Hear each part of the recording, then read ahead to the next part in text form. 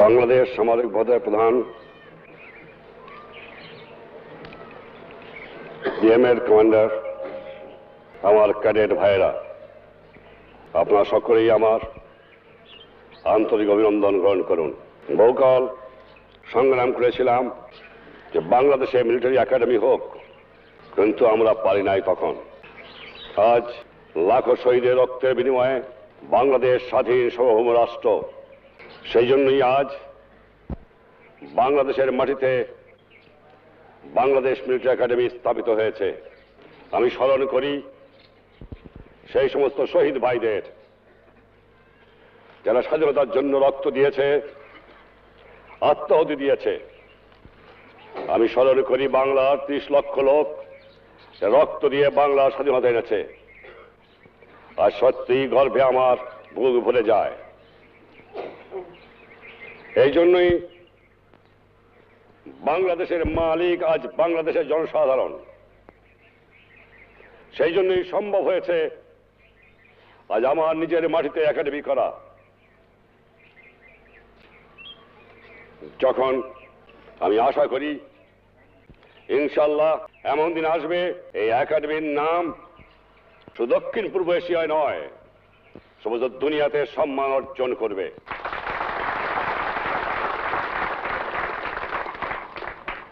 তোমাদের মনে রাখা উচিত ক্যাডেট ভাইরা, আজ তোমরা তোমাদের ট্রেনিং শেষ করলা। এক পর্যায় শেষ আর এক পর্যায় শুরু, এবং এই পর্যায়ের দায়িত্ব অনেক বেশি। আজ তোমরা ট্রেনিং সমাপ্ত করে সামরিক বাহিনীর কর্মচারী হতে চলেছ। জাতির উপর তোমার দায়িত্ব, জনগণের উপর তোমার দায়িত্ব, দেশের উপর তোমার দায়িত্ব, এবং যে সমস্ত সৈনিকদের তোমরা আদেশ উপদেশ দেওয়ার কাজ করবা তাদের উপর দায়িত্ব, তোমার কমান্ডারের উপর তোমার দায়িত্ব, তোমার নিজের উপর তোমার দায়িত্ব। তোমাদের দায়িত্ব জ্ঞান থাকা প্রয়োজন, তা না হলে জীবনে মানুষ হতে পারবে না। শৃঙ্খলা ছাড়া কোনো জাতি জীবনে বড় হতে পারে নাই। আমি নিশ্চয়ই বিশ্বাস করব আজ এই একাডেমির আমাদের কিছুই নাই ধরতে গেলে। আমরা সামান্য কিছু নিয়ে শুরু করেছিলাম, অনেক অসুবিধার মধ্যে তোমাদের ট্রেনিং নিতে হয়েছে।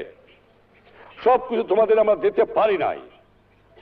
তোমাদের কমান্ডাররা অনেক কষ্টের মধ্যে তোমাদের ট্রেনিং দিয়েছে, কিন্তু আজ যা আমি দেখলাম তাতে আমি বিশ্বাস করতে পারি যে পূর্ণ সুযোগ সুবিধা দেওয়া যায়, আমার ছেলেদের এই শক্তি আছে যে কোনো দেশের যে কোনো সৈনিকের সঙ্গে তারা মোকাবেলা করতে পারে। তবে একদিনে কিছুই হয় না। এই 3 বছর হলো স্বাধীনতা পেয়েছি, যতটুকু দরকার চেষ্টা একটু ঠিক করা হয় নাই। এমনকি নিজের চেষ্টা করেও জোগাড় করে এদিক দিক থেকে কাজ আরম্ভ করা হয়েছে। তোমরা জানো না, তোমরা ছোট ছিলা, স্কুলে পড়তা, বা তোমরা বাচ্চা ছিলা। পাকিস্তানিরা দুনিয়াকে বুঝাইছিল যে বাঙালিরা নাকি যুদ্ধ করতে জানে না, এবং সেই জন্যই তারা বাঙালিতে সৈন্যবাহিনীতে নিত না। আমার মনে আছে বহু আগে Ayub Khan commander in chief ছিলেন, তিনি গোপনে সার্কুলার দিয়েছিলেন যে বাঙালিদের 2% বেশি নেওয়া যেন না হয়। সে কাগজ আমি যেভাবে হয় পেয়ে যাই, তাই নিয়ে আমি তোড়পাড় শুরু করি। যদিও সেই হুকুম তারা উদ্ধ করেন, কিন্তু চলে বলে কৌশলে বাঙালিদের দাবিয়ে রেখেছিল। বাঙালিরা সামরিক বাহিনীতে যোগদান করতে পারে না, বাঙালিরা কাপুরুষ, বাঙালিরা যুদ্ধ করতে জানে না।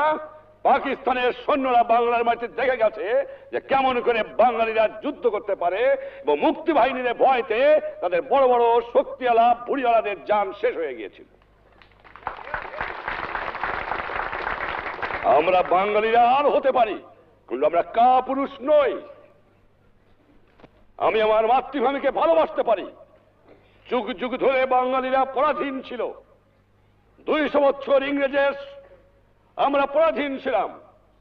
25 বছর পর্যন্ত পশ্চিম পাকিস্তানের সংখ্যালঘু দল চলে বলে কৌশলে আমার বাংলার মাটিকে দখল করে শোষণ করেছিল।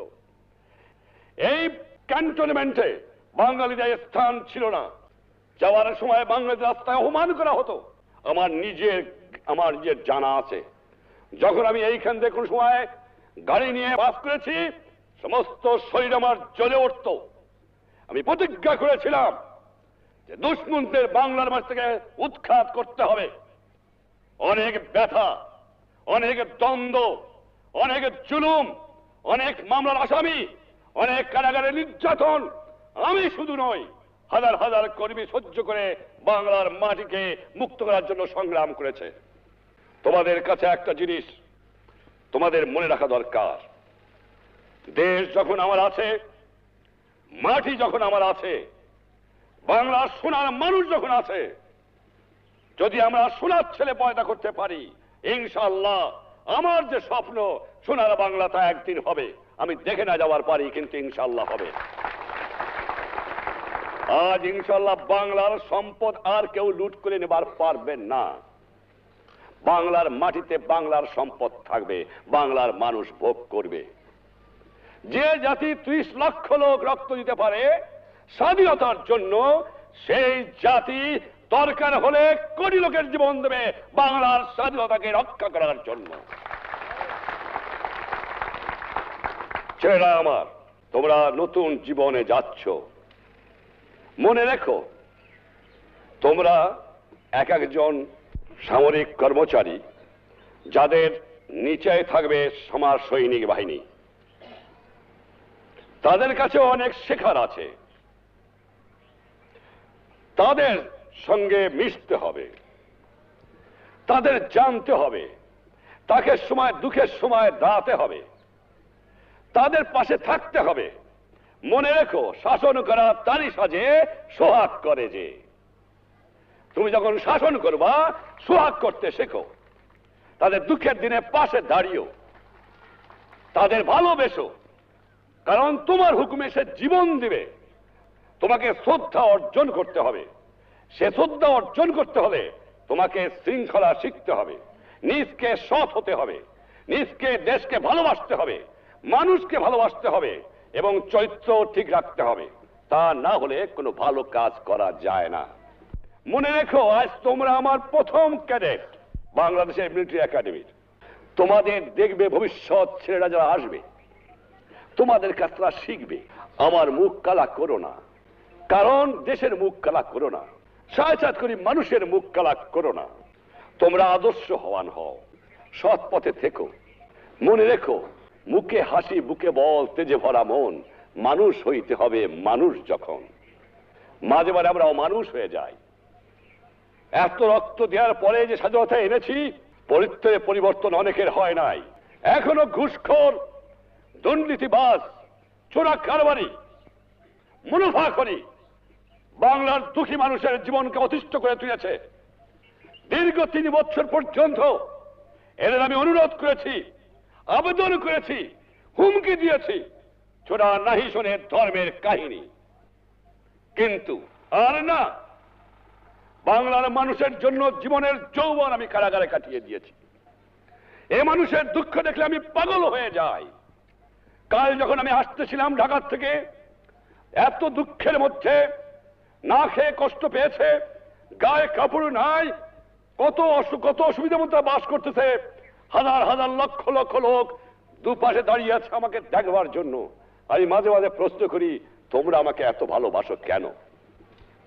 কিন্তু সেই দুঃখী মানুষ দিন ভরে পরিশ্রম করে, তাদের গায়ে কাপড় নাই, তাদের পেটে খাবার নাই, তাদের বাসস্থানে বন্দোবস্ত নাই, লক্ষ লক্ষ বেকার।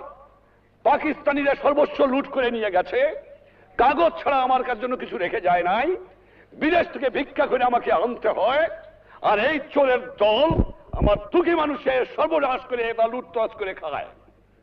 আমি শুধু এমার্জেন্সি দেই নাই, এবার আমি প্রতিজ্ঞা করেছি, যদি 25 বছর এই পাকিস্তানি জালেমদের বিরুদ্ধে জিন্না থেকে আরম্ভ করে গোলাম মোহাম্মদ, চৌধুরী মোহাম্মদ আলী, আইয়ুব খান, এরিয়া খানের বিরুদ্ধে বুকের পর টান করে সংগ্রাম করে থাকতে পারি, আর আমার 30 লক্ষ লোকের জীবন দিয়ে স্বাধীনতা অর্জন করতে পারি, তাহলে পারবো না?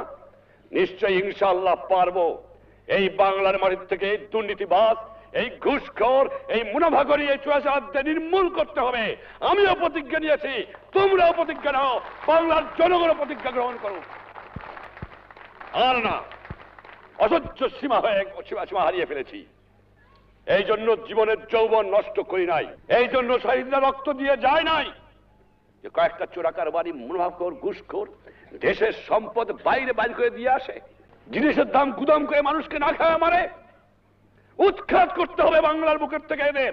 দেখি কতদূর তারা টিকতে পারে। চোরের শক্তি বেশি না ইমানদারের শক্তি বেশি, সেইটাই যখন প্রমাণ হয়ে যাবে। অন্যায়ের বুক কাছে কোনদিন মাথা নত করি নাই। বারবার পাকিস্তানি আমাকে ফাঁসি দিতে চেয়েছে, বারবার বুক টান করে আমি দাঁড়িয়ে রয়েছি, কারণ আল্লাহ আমার সহায় ছিল, বাংলার জনগণের আমার দোয়া ছিল, এখনো সেই দোয়া আছে। ইনশাআল্লাহ তোমাদের সাহায্য, তোমাদের সহানুভূতি, তোমাদের কাজ, দেশের জনগণের ভালোবাসা আর ইমানদার মানুষের সহযোগিতায় এই দুষ্কৃতিকারীদের নির্মূল করতে হবে।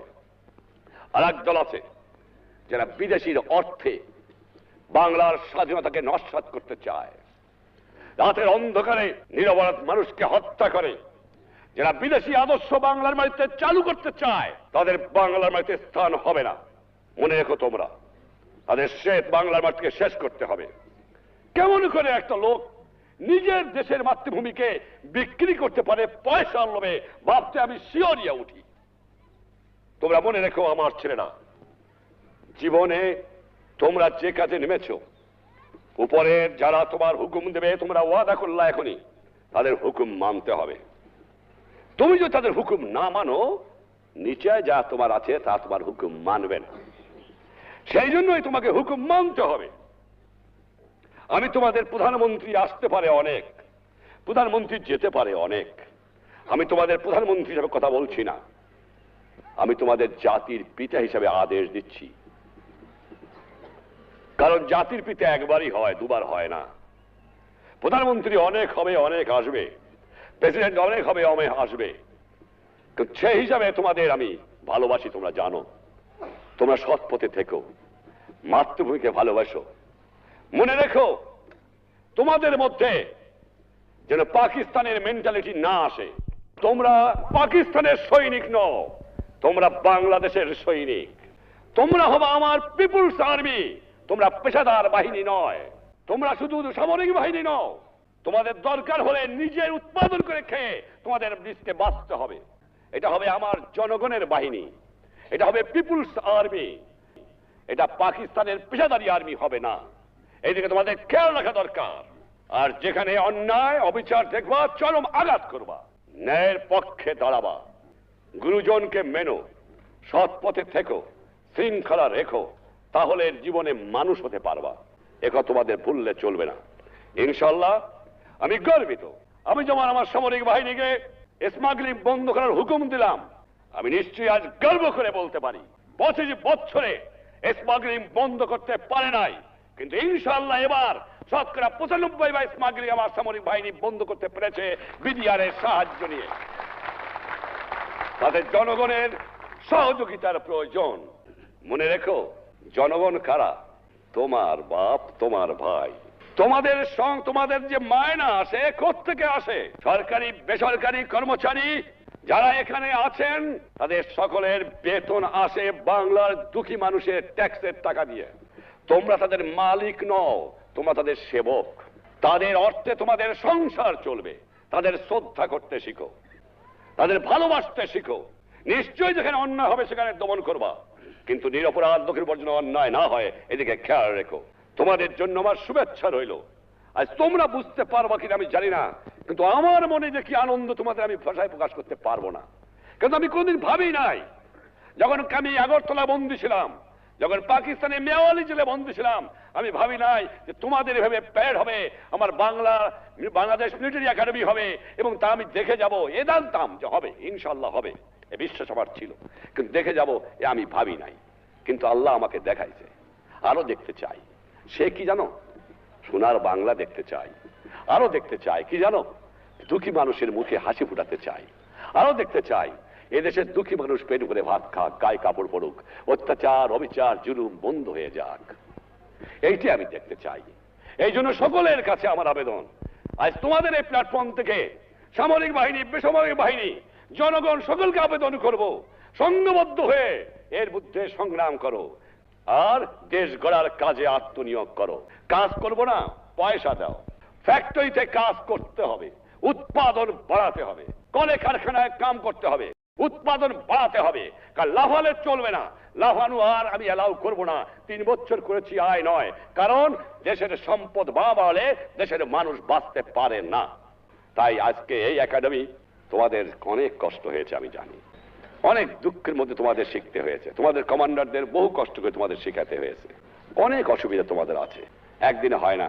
তোমরা যারা তোমার পুরানা এখানে সামরিক বাহিনীর লোকেরা আছে তাদের কাছে জিজ্ঞাসা করো যে 47 সালে বাংলাদেশে কি ছিল, সেই যুগে আমার টাকা দিয়ে পাকিস্তানি যে একাডেমি করেছিল তার অবস্থা 10 বছর পর্যন্ত কি ছিল।